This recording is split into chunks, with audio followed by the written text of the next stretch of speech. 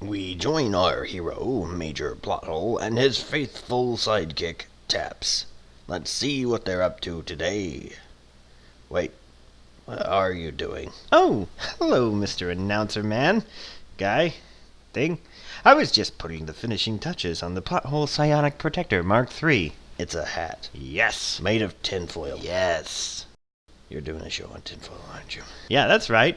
I'm gonna do a show about tinfoil. So what? Fire up the projector! First things first, it isn't tinfoil anymore. It hasn't been since World War II, when tinfoil was replaced with aluminum foil, or aluminium for all you Brits out there. It was replaced, of course, because aluminum finally became cheap enough and easier to produce. Aluminum foil had been around as far back as 1910, but it wasn't easily mass-produced until the war machine kicked in, and we had industry all up in the US, Canada, Britain, and all over Europe and Asia. Before aluminum foil took over, tinfoil had been around for about the last half of the 1800s, and had been used anywhere from the first material to be used as tooth fillings, all the way up to the first things old phonographs recorded on. Pretty cool, right?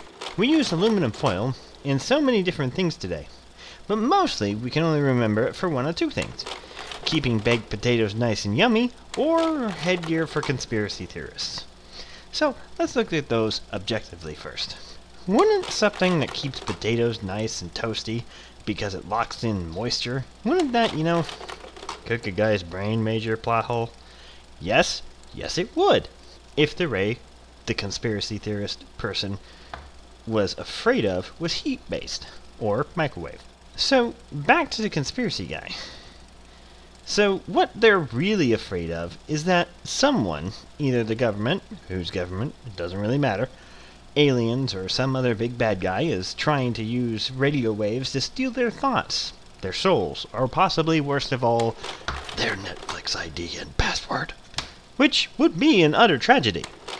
So, technically speaking, from a logical standpoint, the science behind aluminum foil blocking out radio waves is actually a sound plan. You would have to use several more sheets. It has to be a half millimeter thick, so 0.5 millimeters, and they only make sheets in 0.2-ish millimeters. So, you would need about 3 or so.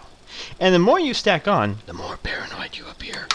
secondly, the idea that a full helmet made of aluminum foil could block out radio waves is also a sound idea, as it would make a Faraday cage, which is a grounded metal screen surrounding a piece of equipment to prevent electrostatic or electromagnetic damage. Also, it need to be a full caged helmet. So yeah, in theory it would work, but in practice, it just looks highly unfashionable. Aluminum foil is actually very useful. Individually wrapped candies oftentimes have aluminum foil.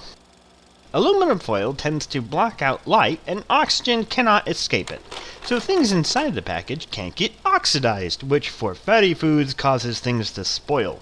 So aluminum foil keeps things fresh. It can also be used for thermal insulation. That is when you have two things of different temperatures and don't want the hot thing to get cold or the cold thing to get warm. It's good for heat conduction and electrical conduction as well. As I said before, you can use it for cooking, like in baked potatoes. But you can also use it for barbecuing delicate foods like mushrooms and vegetables, which can be done by using a method called the hobo pack, where the food is wrapped in foil, placed on the grill, and preventing loss of moisture that may result in burning.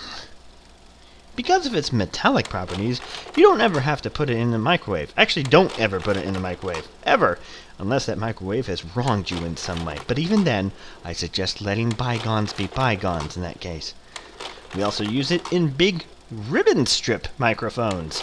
And finally, we also use it in geochemical sampling for protecting rock samples. Cloth can easily allow outside influences in, and plastic can sometimes contaminate the sample by itself. But not our boy aluminum. No sir, nothing's touching that sample. No siree Bob. And so that's some of the things that use tinfoil, or are made of tinfoil. But there are so many different more uses for it. From using it as a funnel, use it to buff out rust spots, fixing loose connections in between batteries like in a remote control.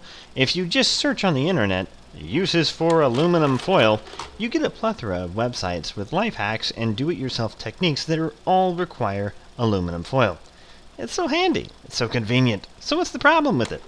Well, some aluminum foil products can be recycled at around 5% of the original energy cost to make it, according to the Asia-Pacific Partnership on Clean Development and Climate.